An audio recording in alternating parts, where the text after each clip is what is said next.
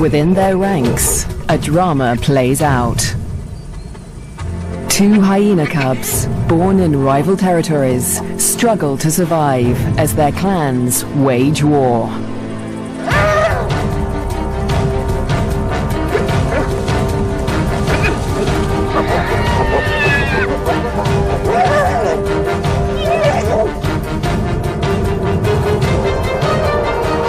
In this volatile world, will two new lives endure? The battles of the Bone Crusher Queens. The Lua Plain, flat, dry, merciless. Temperatures soar and water is scarce.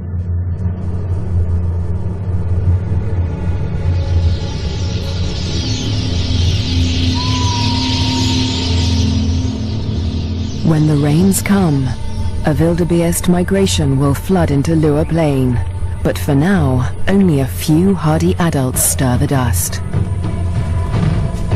Yet in this barren landscape, one of Africa's most underestimated predators has risen to greatness: the spotted hyena. Spotted hyenas are extraordinary survivors. Their powerful jaws crush through bone, and their cast-iron stomachs digest even rotting meat. Yet in many regions, these bone crushers hunt far more often than they scavenge. Female spotted hyenas are remarkable amongst mammals. They are larger, stronger, and fiercer than male hyenas, and they have the most male-like sexual organs of any female mammal. This bizarrely elongated organ was once thought to be a product of high testosterone levels in the womb, but today it continues to mystify scientists.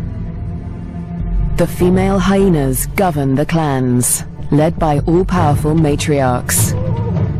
Neighboring clans are sworn enemies, and territorial trespassers are often viciously attacked. This story begins in Zambia, in the Lua Plain National Park, where spotted hyenas reign as the top predators. In the heart of the park is a thriving hyena clan. The clan's leader, the matriarch, lures her youngest cub from a burrow. It's a tiny female named Nasanta, and today the little cub meets her clan for the first time. For 2 weeks, the newborn lay hidden in a burrow away from this main den, but now she is old enough to join the clan. Nasanta raises her leg in the typical hyena greeting, allowing her clanmates to identify her distinctive scent. The clan will recognize her by this smell, and she in turn must learn to recognize theirs.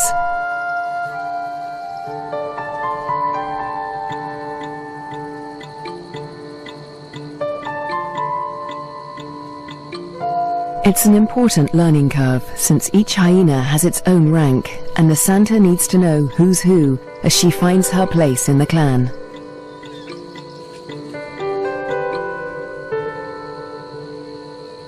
Fortunately, when it comes to rank, Nasanta has a head start.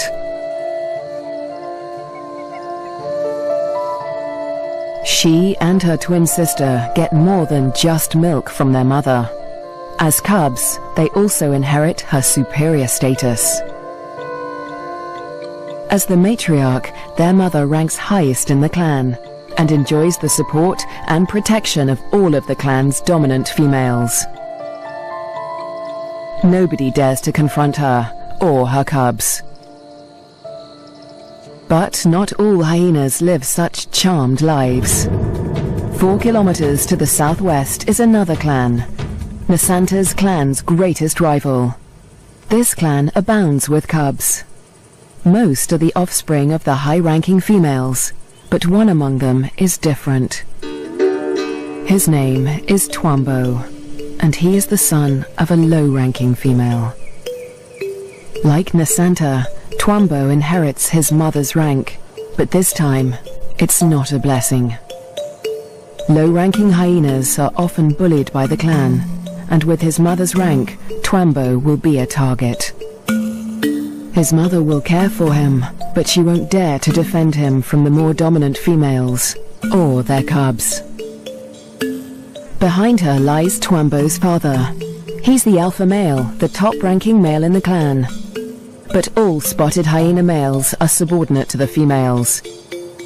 He ranks even lower than Twambo's mother. Twambo will get little support from his low-ranking parents. He'll have to face his clanmates alone.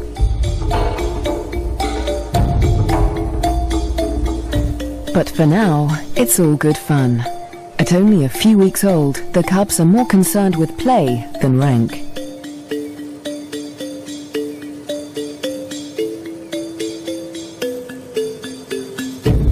For Twambo, the worst is yet to come. Twambo and Nasanta's home on the Lua Plain has a catastrophic history.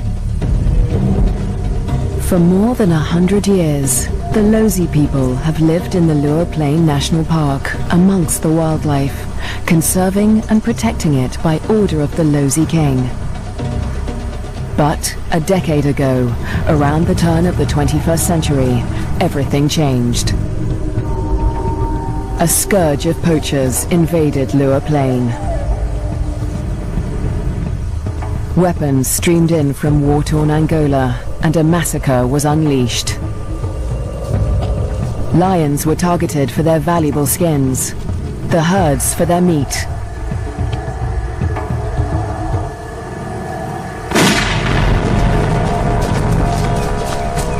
Death swept across the plains. Thousands were slaughtered. Lua's wildlife populations were devastated. By 2003, the hyena's gravest enemies, lions, were all but obliterated. Only one known lioness survived, probably the last of her species in the region. But the poachers spared the spotted hyena. With its blotchy coat, it made a poor trophy, and its meat was worthless as food. With the threat of lions eliminated, the spotted hyena came to dominate the Lua Plain. But life in Lua today still has its challenges. The last weeks of the dry season are excruciatingly hot. The landscape distorts behind a haze of heat. But today, Twambo's mother senses a change.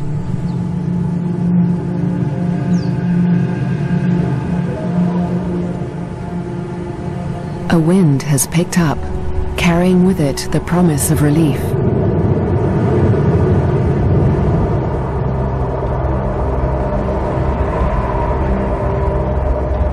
A storm approaches.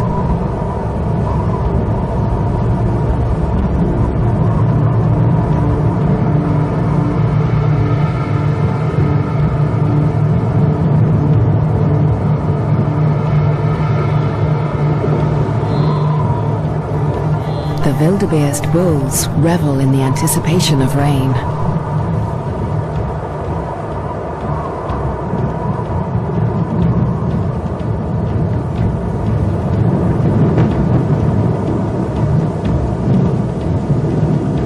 But this storm harbors a deadly threat.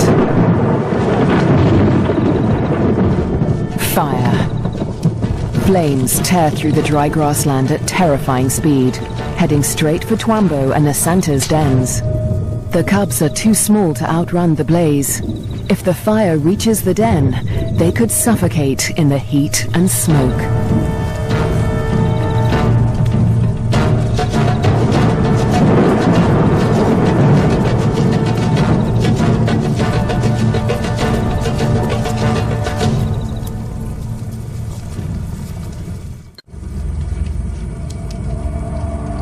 A new dawn brings the dying flames of the inferno.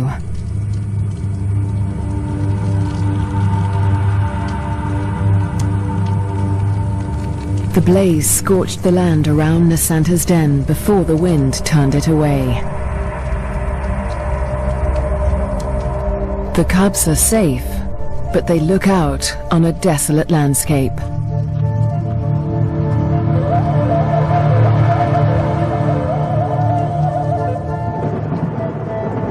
As the last embers burn to dust, the promised rain arrives at last.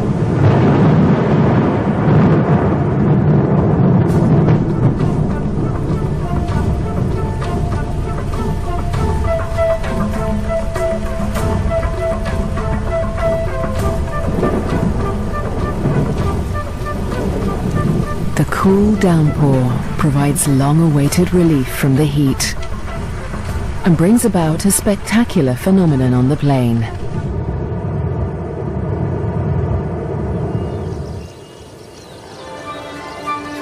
A few days after the fire, a carpet of pink lilies sprouts across the plains. Triggered by chemicals in the smoke from the fire, the beautiful bloom lasts only a few weeks.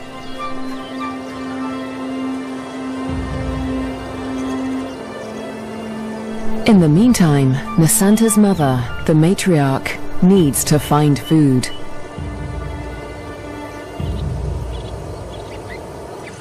The matriarch heads north, where the first herds of the migration begin to gather, leaving young Nisanta untended at the den. Spotted hyena milk is so rich that Nisanta can survive without suckling for days at a time, so the matriarch can afford to venture far from the den in search of food. At last, she spots a telltale sign of a potential meal. Vultures.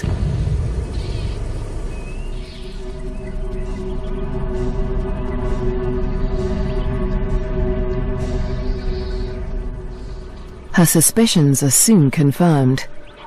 A wildebeest bull lies injured in the grass. The matriarch is the first hyena on the scene, but she is not the only predator. This bull is the victim of the last lioness in Lua Plain. The matriarch tries to move in on the bull, but she's unnerved by the lioness. A conflict with a big cat could be fatal. The hyena keeps her distance as the bull quietly dies, not willing to provoke a conflict while the lioness remains nearby.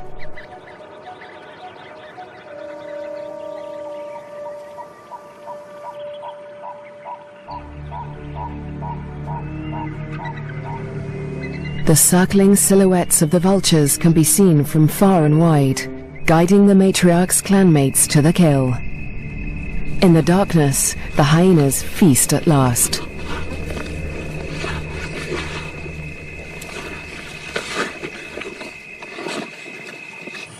At daybreak, Nisanta's mother and her clanmates return to their den.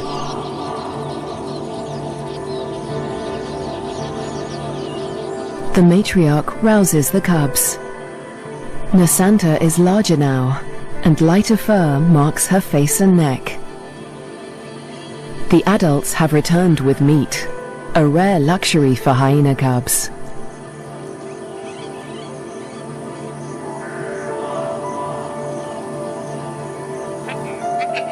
It's the highest-ranking cubs that commandeer the scrap.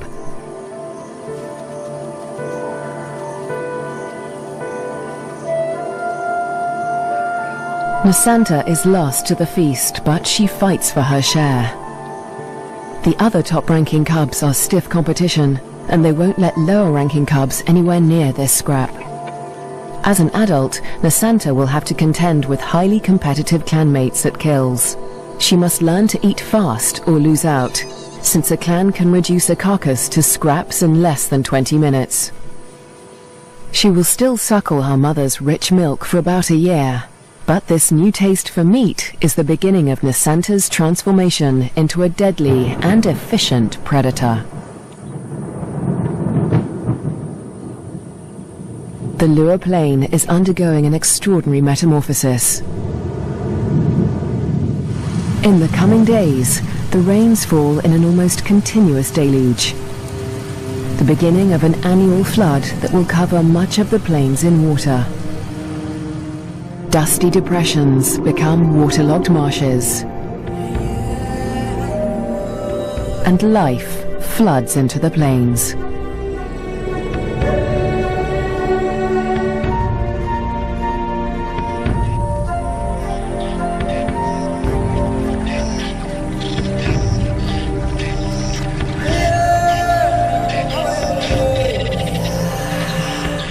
At last, the migration arrives. Just in time for the bountiful wet season, over 35,000 wildebeest descend on the plains, the culmination of the second largest wildebeest migration on Earth. Most of the cows are pregnant, and in the next few weeks, all of them will give birth.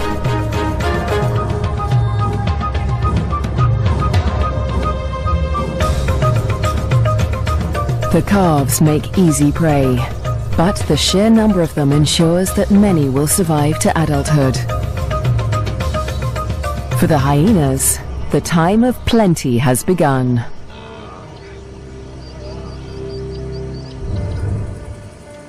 Meanwhile, at the den to the north, Nasanta is finding her place in the clan. She marks the grass around the den with a distinctive scented paste from glands beneath her tail. The adults use this pasting to mark their territory.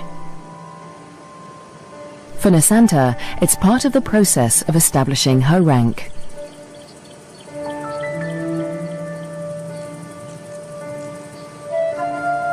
She is quickly learning to exert the status she inherited from her mother. This male flattens his ears behind his head as she approaches him, showing his submission to her. Nasanta lifts her leg in the typical hyena greeting, allowing him to recognize her distinctive scent. Most of the adult males here are immigrants from other clans who joined Nasanta's clan to find a mate. They forfeited the rank they inherited from their mothers when they left their own clans, falling instantly to the bottom of the hyena hierarchy.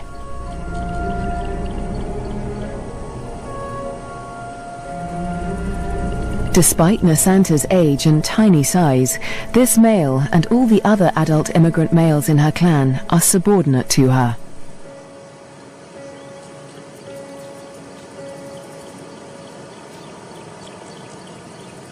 The tiny cub holds such sway because her mother backs her up. The matriarch often comes to Nasanta's defense, attacking low-ranking hyenas to reinforce her tiny cub status. The male is now in a precarious position. He must show absolute submission if he is to avoid an attack. Nasanta follows her mother's example, sniffing the male's genitalia. He bows and bobs his head to show his subservience.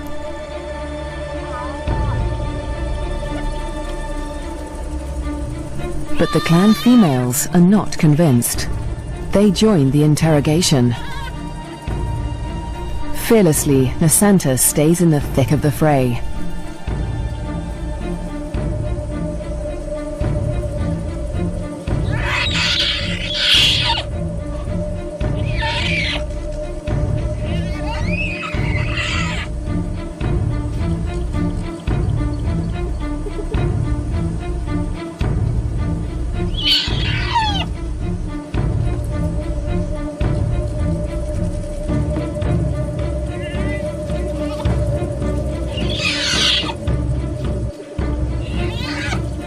The other cubs are jumpy, but Nasanta seems fearless.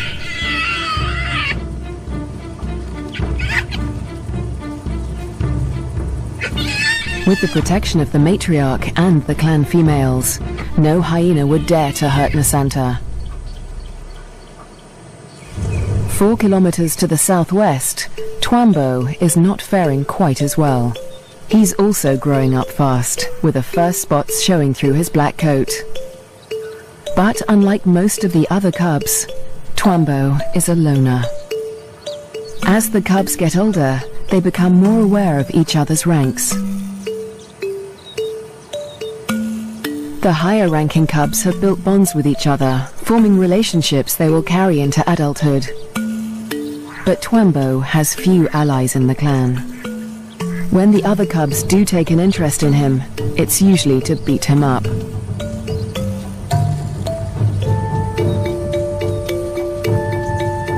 The older the cubs get, the more they pick on little Twambo. And unlike Nasanta, Twambo will get no help from his mother. He must fight his battles alone.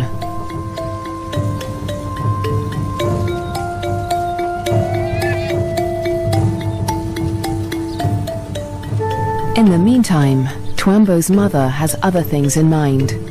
It's time to leave the cubs to hunt.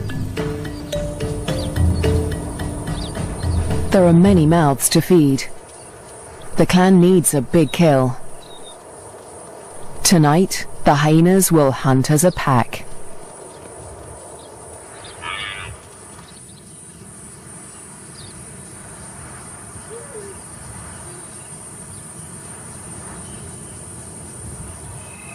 The search for prey takes Twambo's clan dangerously close to rival territory. They are right on the border of Nasanta's clan's hunting ground. Clans are viciously territorial. If they're discovered, a conflict could break out, but it's a risk they are willing to take. They isolate a small herd of wildebeest, seeking out the most vulnerable targets.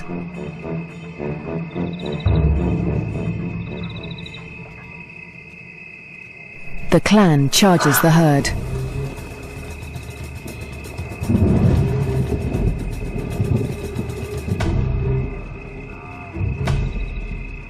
A cow bolts in panic.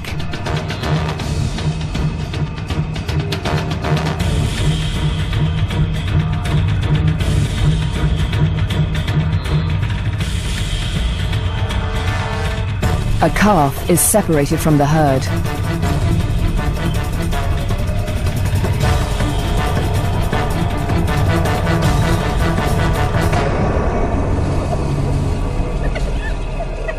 Both mother and calf fall to the deadly pack.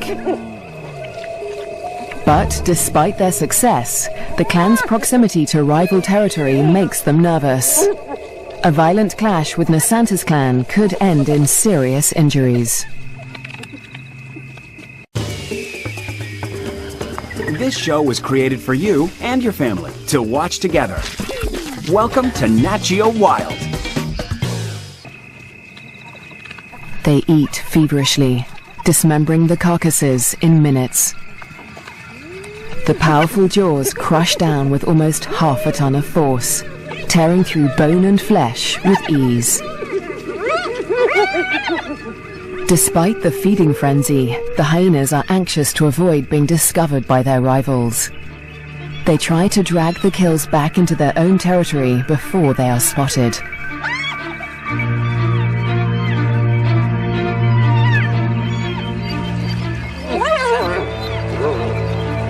The move comes too late. A territorial patrol from Nasanta's clan has come to investigate.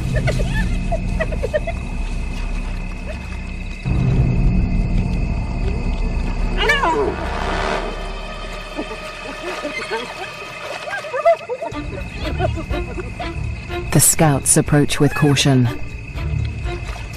as the intruding clan braces for a fight.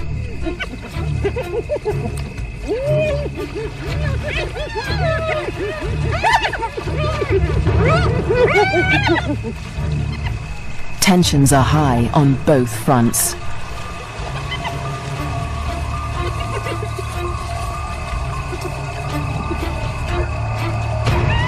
A few scouts try to approach the kill, but the intruders chase them off. The scouts are grossly outnumbered. They won't win this fight alone, so they retreat. But this battle isn't over yet. The scouts will return with reinforcements.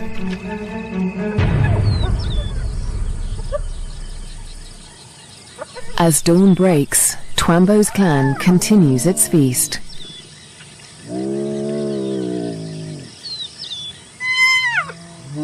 Lulled into false security, they hold their position, still precariously close to enemy territory.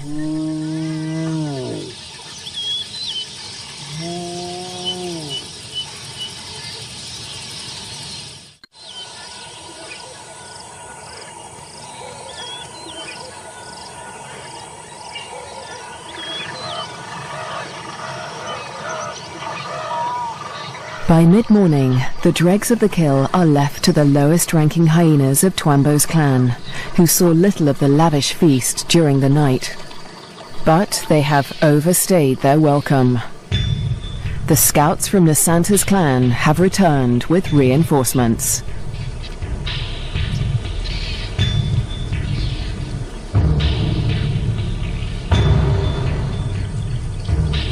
This territorial infringement will not be taken lightly.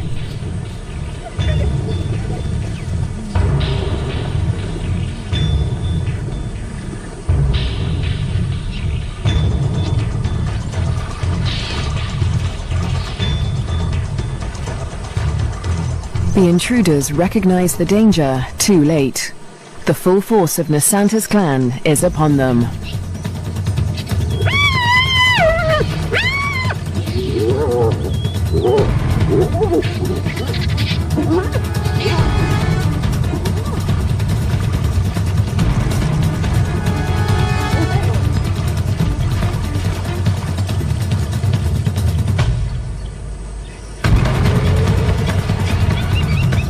Twambo's father, the intruding clan's alpha male, is in trouble. A large female from Nasanta's clan is close on his tail.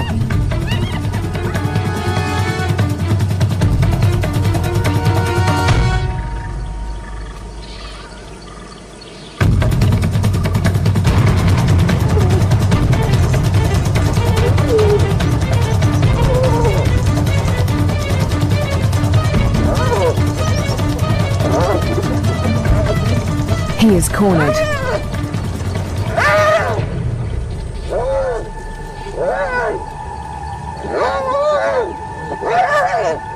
The fierce females show him no mercy.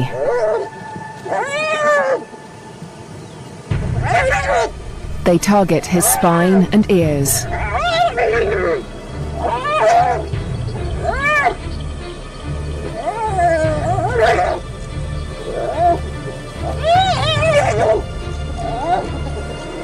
This is a fight for his life.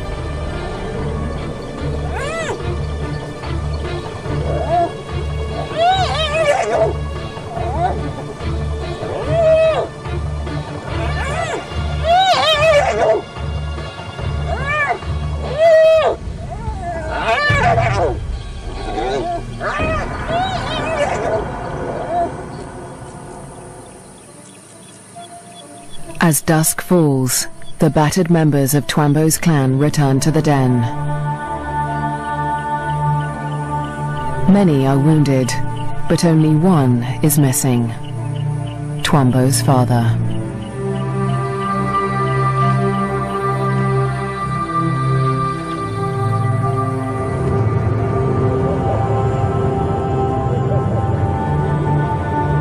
Weeks pass before he finally appears, limping and disfigured, but alive. His wounds have healed, but they will mark him for life. His ear has been ripped from his head. But the alpha male's injuries are not the worst of the fight.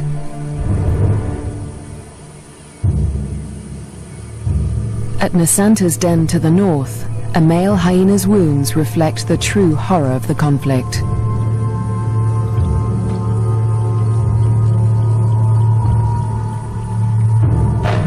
His nose and lips have been ripped from his face, healing into a permanent snarl. Next to humans, hyenas are probably one of the most fatally aggressive animals on Earth. One day, Twambo will have to breach this deadly territorial rivalry, when he leaves to find a mate in a new clan.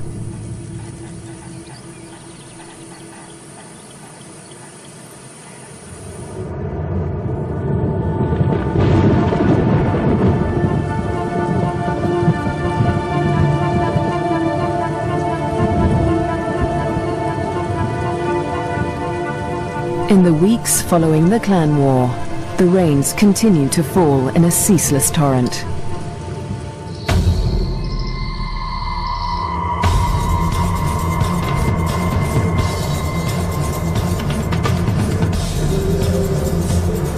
Rising waters swallow vast tracts of land.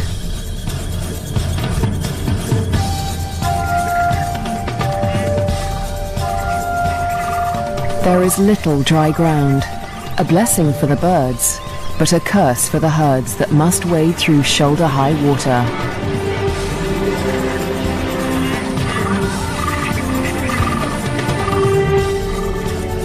The flooding encroaches fast on Twambo's den. The adult hyenas seem to enjoy the quagmire, using it as a pantry in which to store scraps for future meals. But the cubs cannot swim as well as their parents. If the waters reach the den, they could drown.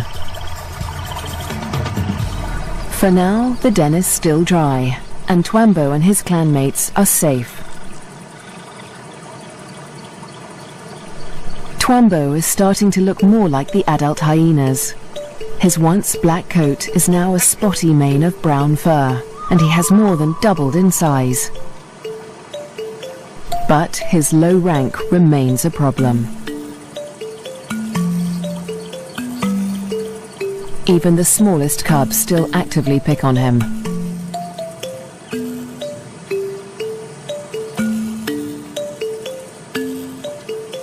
Fortunately, he's also becoming more independent and can escape his belligerent clanmates as he explores ever further from the den. But as adulthood draws near, the toughest part of his life approaches. Soon, instinct will compel him to leave in search of a mate from another clan. If he's not killed for intruding on rival territory, he'll have to struggle for acceptance into a new clan. What little rank he has will be stripped away, and like the adult males of his own clan, he'll become submissive to the clan females. Unprovoked attacks and exclusion from kills will become commonplace.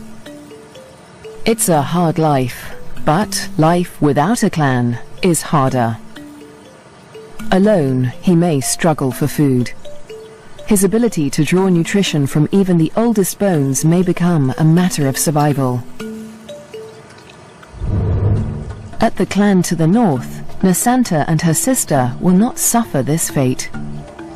As high-ranking females, they will never want for food. In fact, unlike Twambo, they will often be the first to feed at kills. Much of the land around Nasanta's den is dry, and the matriarch guides the cubs through their future hunting grounds. Soon, they will even be allowed to join their mother on a hunt.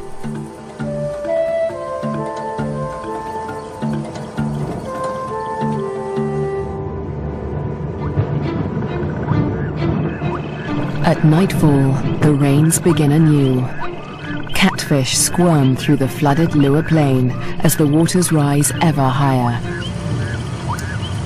If the flood reaches Twambo's den, it could change everything for his clan.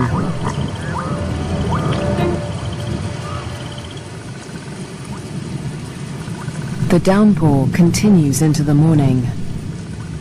A female from Twambo's clan returns to the den, but her clanmates are gone.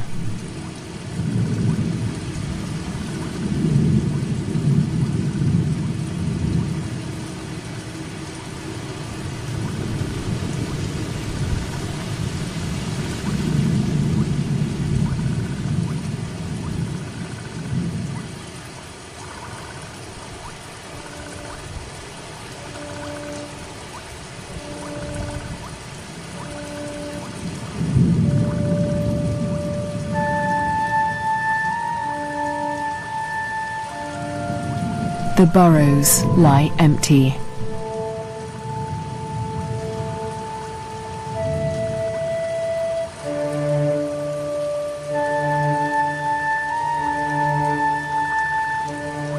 The waters have crept within meters of the den. They are dangerously high. The cubs lack the size and strength to swim to safety and could easily drown in the deep waters.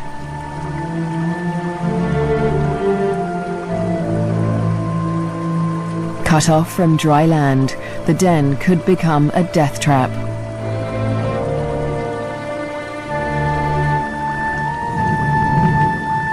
The matriarch must have led the cubs out in the night before the waters reached the den. But this female has been left behind. She will have to search for the clan on higher ground, or try to survive without them.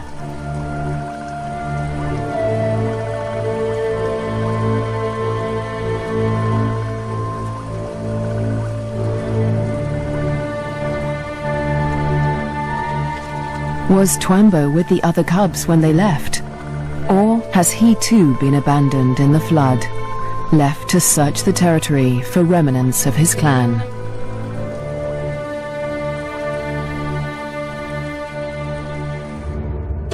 Years pass, and the fates of Twambo and his clan remain uncertain. Dry seasons come and go, and each year the plains flood anew.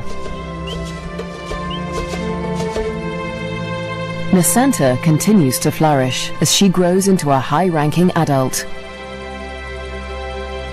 But today, something unexpected happens. A stranger appears, a hyena foreign to Nasanta's clan. It's Twambo. He survived the floods and has grown to adulthood. He's on his own now, searching for a mate and a new clan. He's been drawn here by the scent of a female in season. That female is Nasanta, and Twambo gets her attention. He's an intruder in her territory, but she doesn't attack him. She'd rather claim him as a mate. New genes in the clan are a valuable asset, and nomadic males are often favored as mates over resident males. With Nasanta's approval, Twambo's intrusion is allowed by the clan, for now. But there is one hyena that disapproves of the match. He is a high-ranking male from Nasanta's clan, and his hopes for mating with Nasanta have been dashed for now by Twambo's unexpected appearance. The pair retreat to avoid a conflict, but the scorned male follows them, intent on challenging Twambo for mating rights. A long-distance chase begins.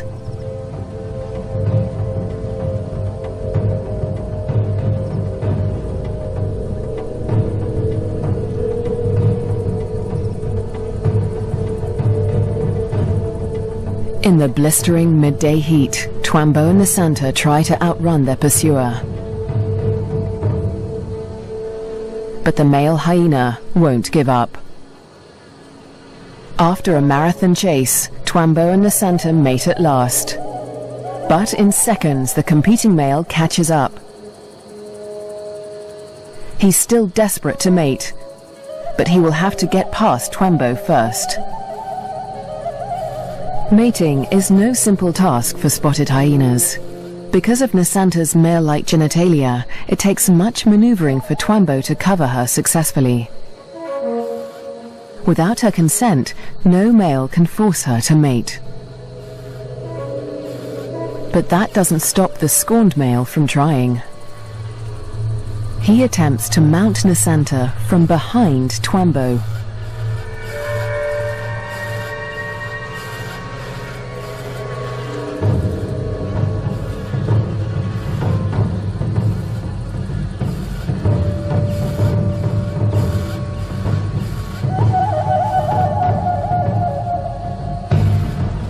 At last, the male accepts defeat, leaving Twambo and Nasanta to complete their courtship in peace. But when the mating ends, so too does the clan's tolerance for Twambo. He must still gain acceptance into Nasanta's clan.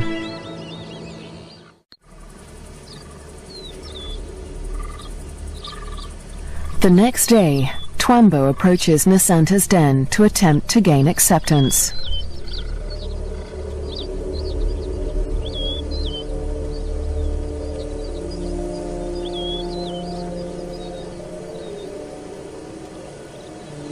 The dominant females immediately investigate the stranger. Twambo flattens his ears and bows his head to show his submission. But it's not enough for them.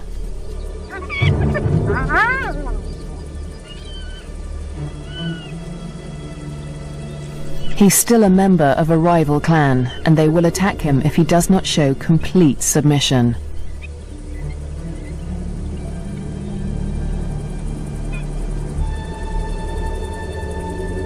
In order to gain acceptance into the clan, Twambo must also win the favor of the matriarch, Nasanta's mother.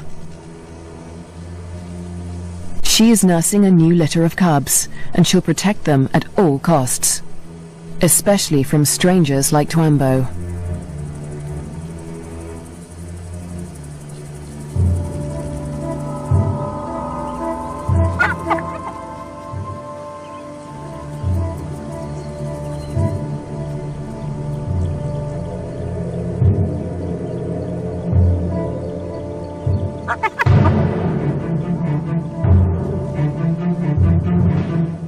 Twambo keeps his head low, showing absolute deference.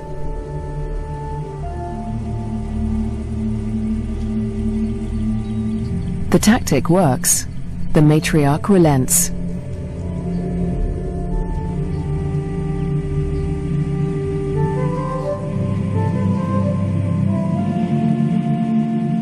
Finally, she allows him to greet her by sniffing beneath her hind leg.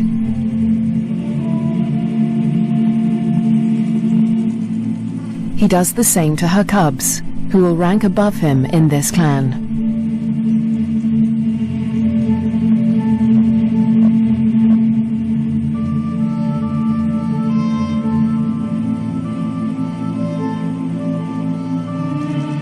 At last, he is allowed to lie down only meters from the matriarch.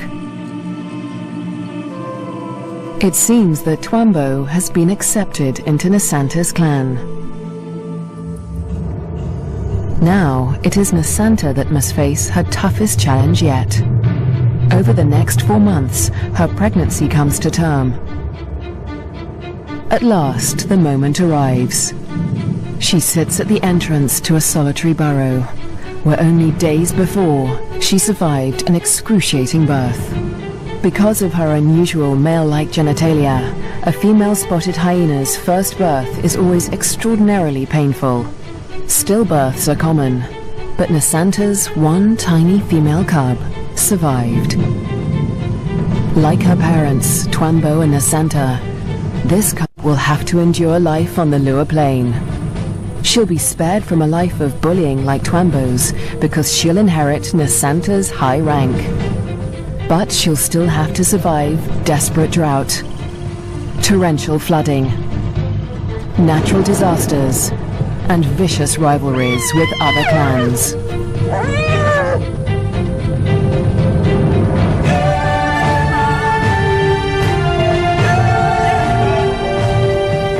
She'll have to learn what it takes to become a Bone Crusher Queen.